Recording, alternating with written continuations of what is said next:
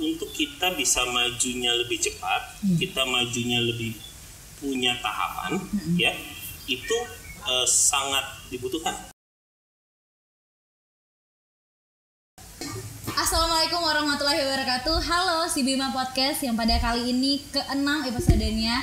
Tentunya Si Bima Podcast ini selalu menjadi platform yang menjadi sumber informasi sharing karena pada hari ini ada narasumber yang sangat eksklusif sekali. Karena berhubung saya Krisma Merinda juga sedang ingin merintis usaha. Jadi pada kali ini kita sudah ada kehadiran seseorang yaitu Mas Bimo Brata Aditya STMT. Betul. Yang juga merupakan akademisi dan juga pembisnis. Sebenarnya pasti teman-teman podcast semua di sini pasti penasaran dengan Mas Bimo ini. Tentunya kita langsung tanya-tanya aja nih. Gimana nih kabarnya, Mas? Alhamdulillah sampai sekarang masih sehat. Sampai sekarang masih sehat ya. Dengan adanya pandemi kita menjaga prokes biar bagus kan. Habis itu juga biar kesehatan kita dan sampai sekarang Alhamdulillah baik. Senang banget sih sebenarnya ketemu sama Mas Bimo ini. Ketika pertama kali ketemu rasanya kayak aduh banyak banget ingin dikulik ilmunya gitu ya. Siap. Nah, jadi kan seorang juga akademisi ini ya. Kalau untuk aktivitasnya sehari-hari gimana nih, Mas? Oke, terima kasih Mbak Ferry. Kalau saya aktivitas sehari-hari masih di Universitas Sriwijaya. Kebetulan sekarang adalah koordinator pengabdian di Lembaga Pendidikan dan Pengabdian Masyarakat Universitas Sriwijaya. Selain itu juga dosen di jurusan Teknik Sipil Universitas Sriwijaya. Kalau untuk akademisinya ya. Iya. Okay. Berarti sekarang juga menjadi dosen dan juga menjadi pembisnis. Tapi sebelum itu teman-teman, kita nggak mau mengulik tentang bisnisnya dulu mungkin ya. Mungkin kalau untuk pendidikannya yang terakhir? Pendidikan terakhir kebetulan saya sekarang masih menempuh pendidikan doktoral di Universitas Sriwijaya di ilmu teknik. Ini adalah tahun kedua saya. Diharapkan tahun depan bisa bergelar doktor lah ya. Iya, alhamdulillah. Kita doain sama-sama ya, Mas. Amin. Ya. Oke, Mas. Sebenarnya kan kalau kita di sini akan bahas tentang bisnis sebenarnya.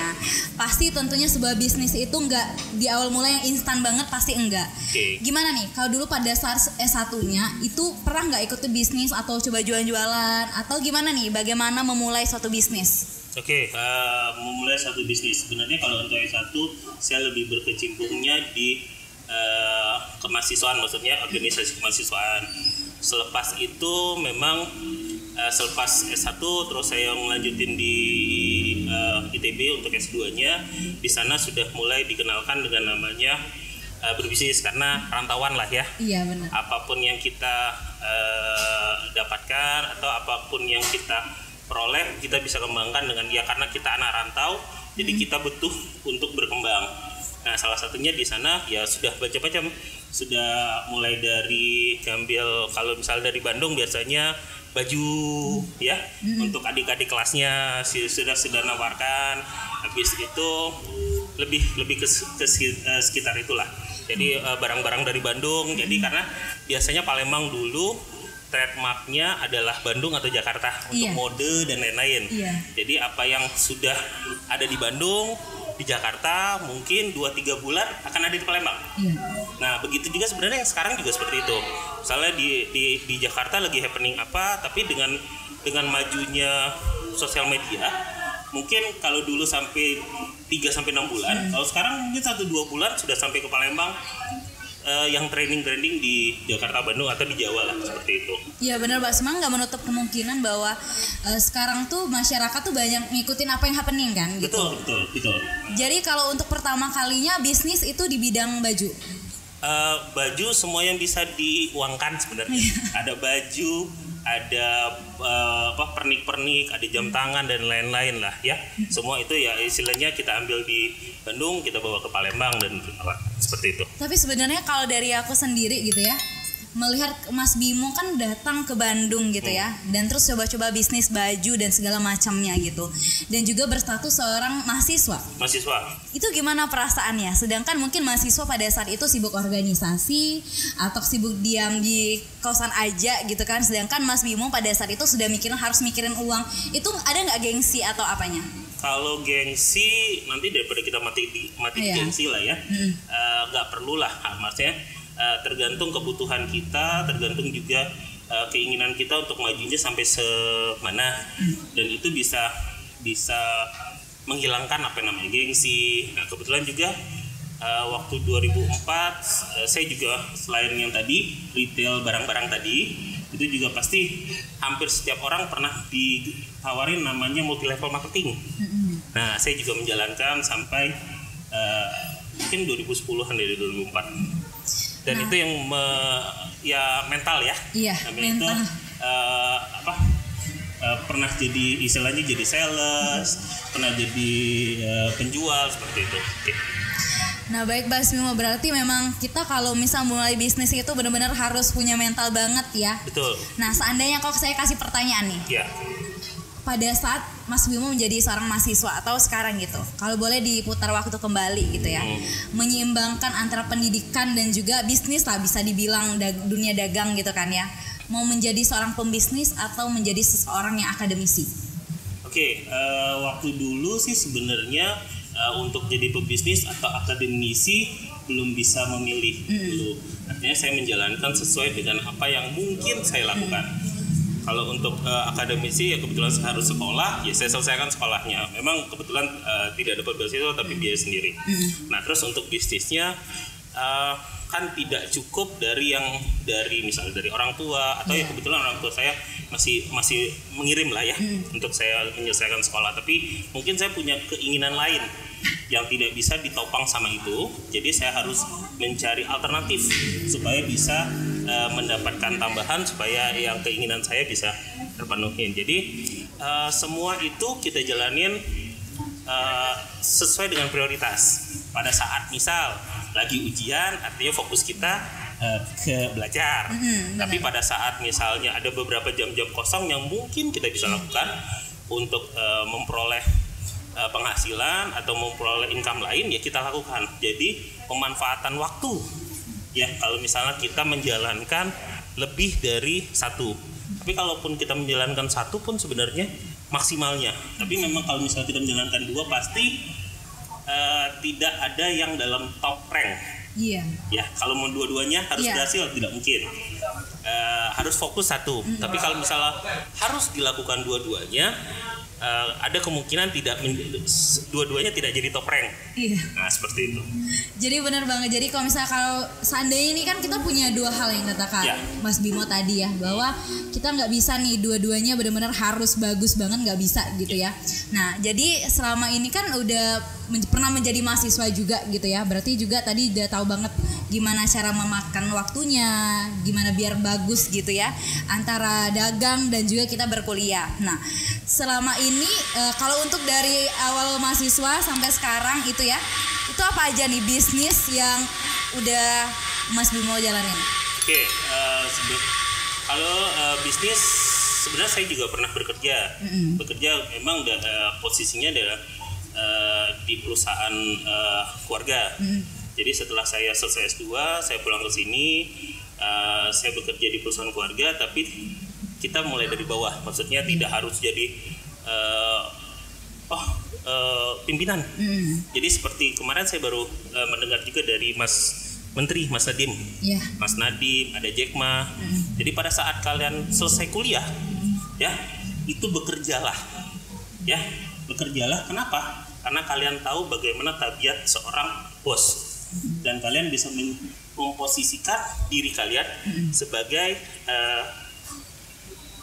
bawahan atau pegawai. Mau bosnya bagus, mau bosnya jelek, tapi semuanya diramu, didapatkan apa manfaatnya. Nah, jadi saya juga pernah bekerja mulai 2004 lah ya, 2004 2007 saya sudah mulai masuk itu, akhirnya berjenjang. Memang kalau sekarang jadi pimpinan perusahaannya, seperti itu. Terus kayak seperti pecel lele, tadi jualan baju, jualan jam, jualan itu sudah pernah lakukan. Habis itu selain tadi bekerja di perusahaan sendiri, kita coba berwira swasta yang tadi ada lele dan lain-lain ya. Ada rumah makannya, ada tempat makannya. Terus mulai 2018 saya berkenalan dengan Kopi Loka. Sebenarnya Kopi Loka baru saya bergabung dengan Kopi Loka itu 2019. Bergabung sama Kopi Loka, terus kesininya kalau kemarin waktu pertama kali gabung Kopi Loka sebagai investor, maksudnya yang punya Kopi Loka itu ada Om Deddy, Om Deddy sebagai foundernya Kopi Loka. Nah tapi kesininya saya akan membantu Om Deddy dalam membesarkan Kopi Lokanya. Jadi saya mencoba untuk masuk ke manajemennya Kopi Loka. Iya. Sebenarnya kalau dari tadi Meren dengerin itu sebenarnya cerita panjang dari awal yang wirausahaanya ya. Iya. Tapi ada nggak sih sebenarnya, kan katanya gini, sebenarnya orang yang sukses itu pasti kalau kita baca ya kisah sukses orang atau siapapun itu tuh kayak bentar banget. Sejam seharian tuh bisa baca bukunya. Tapi tentunya perjuangan itu tuh pasti banyak banget kan. Karena dari tadi Mas Bimo tuh nggak ceritain nih jatuh bangunnya, udah mulai usaha itu. Jatuh bangun, jatuh bangun. Sebenarnya sesuatu dilihat membangun sebuah usaha ya tidak gampang. Iya benar banget. Saya mungkin pernah yang tadi misalnya kayak pecel lele. Saya pernah ditipu sama tukang pecel lele. Jadi bisnis pecel lele ditipu dengan tukang pecel lele. Apa yang maksud ditipu? Jadi sebenarnya gini. Jadi waktu saya ngobrol dengan mereka, misalnya Mas, sehari dapat berapa? Sehari dapatlah 3-4 juta misalnya. Oke, terus bersihnya dengan ada ininya berapa? Bisa dapat sekitar 5 juta. Wah, bagus loh, 5 juta. Modalnya berapa? Modalnya sekitar 15 sampai 20 juta. Oke. Terus saya memberanikan diri, saya kumpulin uang buat pecel lele nih. Berjalan sebulan, 2 bulan, 3 bulan, 4 bulan, 6 bulan, ya. Terus saya review 6 bulan ini kok nggak sama dengan Mamang tadi. Mamang tadi dapat 5 juta loh, ya. Saya nggak dapat apa-apa. Rupanya ada sesuatu yang tidak saya ambil yang dari Mamang tadi. Apa? Dia masak sendiri, nyuci sendiri, ngelayanin sendiri. Ya kan? Habis itu dari rumah buat tenda sendiri. Nah saya masih kecil tapi berperan sebagai bos, tukang masak, tukang cuci piring, ya tukang cuci piring. Habis itu saya juga nggak kesana tiap hari. Ya artinya bukan tidak punya keuntungan, tapi saya cuma bisa menghidupin orang aja. Ya tukang masaknya saya bayar, untuk sayanya tidak dapat. Nah, tapi alhamdulillah artinya saya bisa memberikan penghidupan untuk orang banyak. Tapi dari segi bisnis itu tidak baik. Jadi kalau misalnya kita punya bisnis kecil, sebaiknya kita lakukan dulu sendiri. Sampai memang kita tidak bisa lagi menanganinya dan itu sudah punya profit yang besar, baru kita ajak orang untuk membantu kita. Dan baru kita bisa ajarkan. Jadi itu sebenarnya sama juga dengan yang kata Mas Dadim tadi. Bekerja dulu untuk orang. Atau Jack Ma ngomong umur 20 sampai 25 sampai 30 bekerjalah untuk orang. Ya kan? Setelah itu tentukan pilihannya. Ya seperti itu. Jadi kalau masih kecil ya kita memang harus bekerja. Karena kita belum tentu kita dapat privilege yang banyak untuk bisa berbuat sesuatu seperti itu. Jadi yang tadi saya ngomong ditipu sebenarnya bukan ditipu, tapi ada sesuatu pelajaran yang tidak saya cerna dengan baik pada saat saya melakukan wawancara lah dengan itu. Kayak gitu Mbak.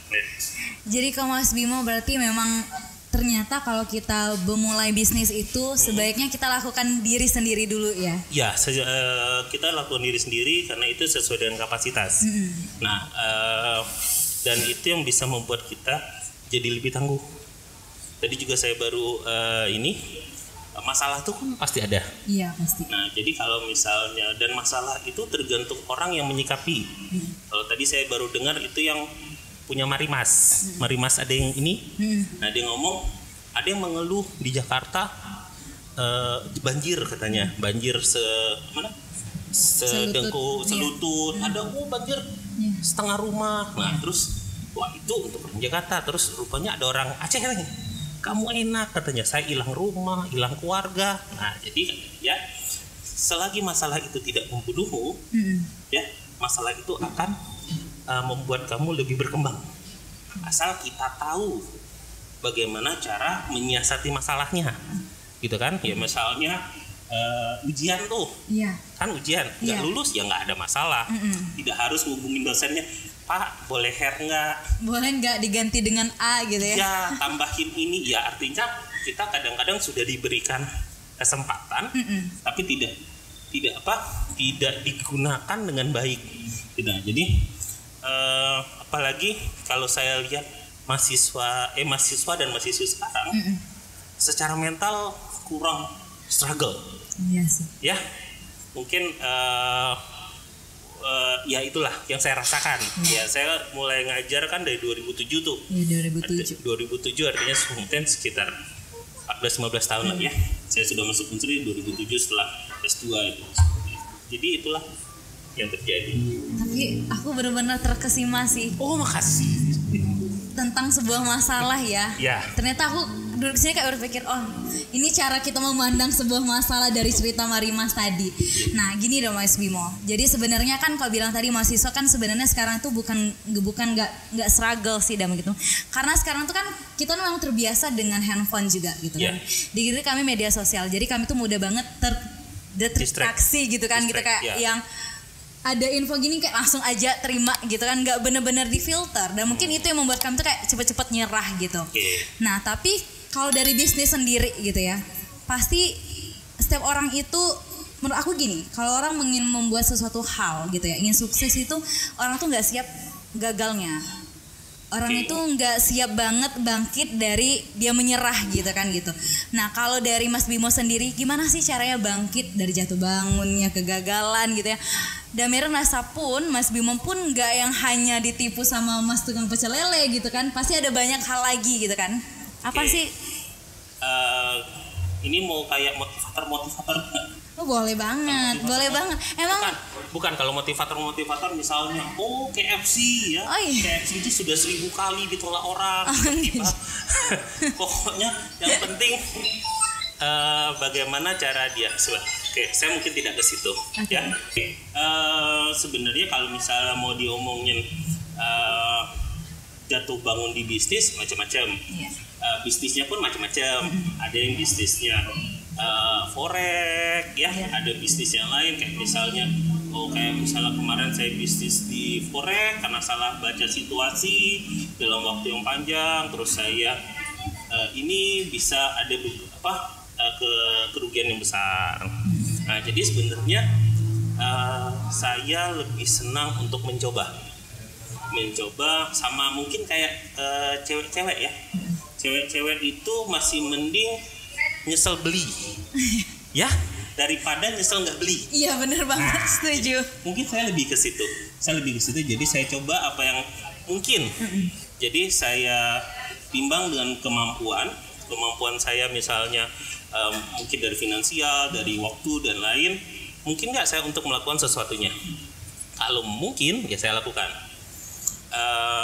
Saya lakukan sampai maksimal. Kalaupun ada gagal, artinya tapi harus punya namanya itu meter atau safety. Jadi maksudnya ada standar kegagalan. Maksudnya kalau sudah gagalnya sudah sampai satu titik, ya memang harus ditinggalkan. Ya, jadi jangan terus gitu. Ya, jadi kita punya parameter atau kita punya sebuah batasan sehingga kegagalan yang ada itu bisa diminimalisir untuk kehidupan secara keseluruhannya. Jadi kita potong-potong, gagal sini artinya memang saya tidak bisa. Tapi saya selalu harus memberikan yang terbaik dengan apa yang saya lakukan. Nah kalau misalnya kita lihat ya semua pekerjaan tidak ada yang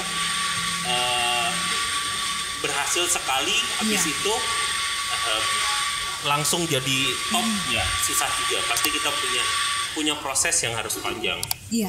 Gitu ya. Tapi setuju banget sih kalau memang segala sesuatu yang prosesnya emang bener-bener panjang banget gitu kan. Iya. Dan yang mungkin yang catatan penting ya untuk teman-teman semua juga, bahwa ketika kita punya kegagalan juga kita punya standar sampai mana kita harus berhenti dan atau kita lanjut lagi. Itu penting banget ya ternyata ya Mas. Betul. Misalnya kita harus tahu kira-kira mungkin atau tidak masih. Oke.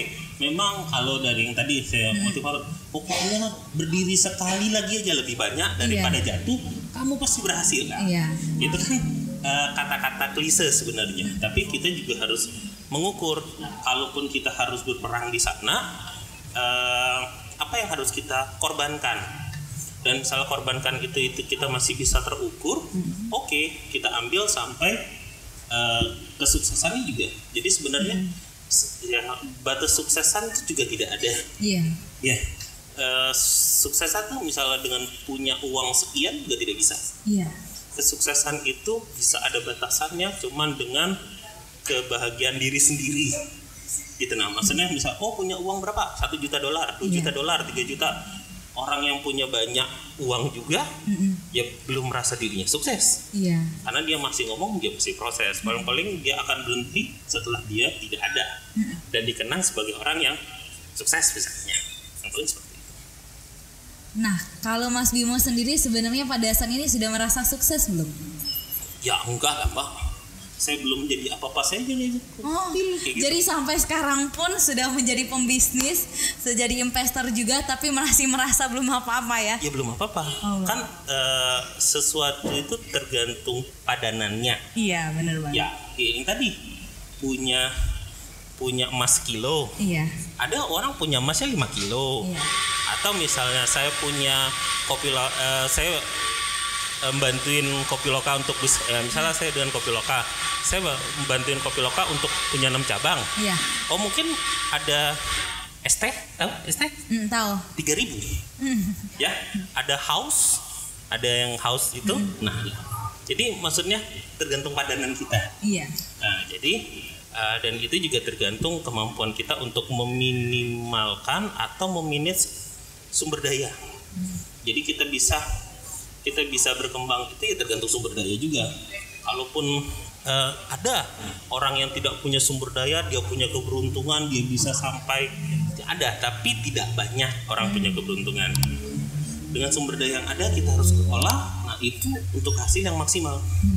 Nah itulah ya kesuksesan. Maksudnya batasannya ya seperti itu. Kalau sudah nggak bisa lagi ya itulah harus kita ini. Tapi masih banyak teman-teman saya seumuran saya yang punya mungkin jauh lebih besar dari saya. Kalau saya misalnya kita di sini baru berbicara masalah dengan bisnis 500 juta, ya 1 miliar. Coba tuh, ada yang bisnis pertambangan, ya itu gede. Bisnis pertambangan bisa 500 miliar, 1 T. Nah, kan jadi tergantung, tapi ya kita menyikapi apapun yang kita sekarang kita maksimalkan untuk memberikan manfaat lebih banyak lah dari orang dengan apa yang kita punya. Iya.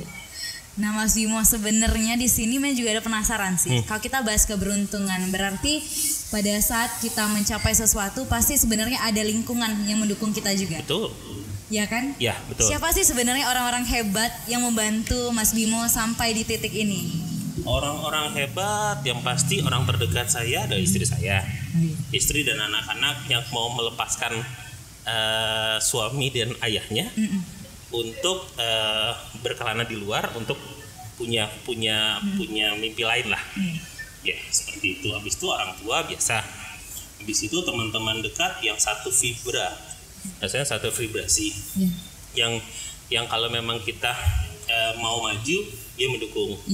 Kalau memang kalau yang lain ya kalau memang dia terlalu beda dengan dia ya kita tinggalan nggak apa-apa. Seperti itu. Kalau Mas Bimo, seberapa penting sih kita punya lingkungan yang satu vibra? Ibarat kata tuh satu frekuensi berarti ya? Ya. Seberapa penting kita punya lingkungan seperti itu? Seberapa penting? Iya. Untuk kita bisa majunya lebih cepat, kita majunya lebih punya tahapan, ya itu sangat dibutuhkan. karena kita tahu bagaimana kita step-step kita maju. Jadi saya juga tadi baru nonton nih antara ada A.A. Raffi ya sama Baim Wong. Oh iya. Ya, dia buat Raffi ngomong gini, gimana kalau nggak salah tuh gimana Baim gitu. Nah kalau saya kan nggak mungkin 5 tahun lagi, hai guys kata Raffi. 5 tahun lagi kita harus berpikir bagaimana misal Baim kau mana? Oh lagi di Maldives katanya. Saya ada di Paris. Oh kita ketemu di Itali misalnya kata dia. Jadi kalau saya lihat memang Raffi itu punya visi. Ya kenapa bisa Run Entertainment itu besar ya karena Raffinya sendiri itu punya visi. Ya. Jadi visi itu ya kalau maaf mungkin kalau yang dari cerita itu saya terlihatnya dari visinya Raffi daripada visinya Baim. Nah, jadi kalau kita punya sesuatu keinginan, kita juga harus tahu 6 bulan atau misalnya yang dekat 3 bulan, 6 bulan, setahun, tahun depan.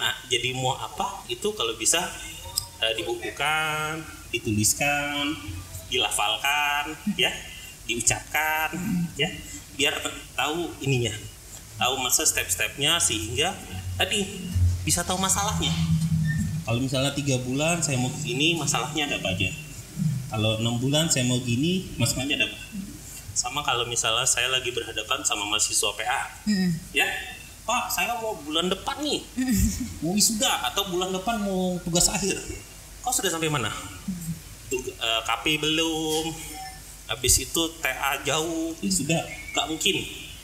Artinya kau harus ngeriset jadi 6 bulan ke depan. Nah, jadi sesuatu itu memang harus direncanakan. Kalau tidak direncanakan, ya tidak mungkin. Biarpun kadang-kadang ada yang tidak direncanakan, tapi terjadi. Misal, saya Kopi Loka nih. Kopi Loka untuk saya sendiri mungkin pernah dengar saya pernah di satu podcast lah ya dengan Om Deddy bahwa sebenarnya saya bergabung Kopi Loka ini tidak direncanakan. Jadi waktu ketemu dengan Om Deddy di Kopi Loka, saya ngomong, kapan kita kayaknya bisa bantu aku nggak? Nah tiba-tiba Om Deddy ngubungin saya, ada ruangan, ada tempat. Oh ya ada, terjadi. Ya direncanakan tapi tidak didetilkan. Nah kalau tidak didetilkan artinya pencapaiannya mungkin tidak pasti.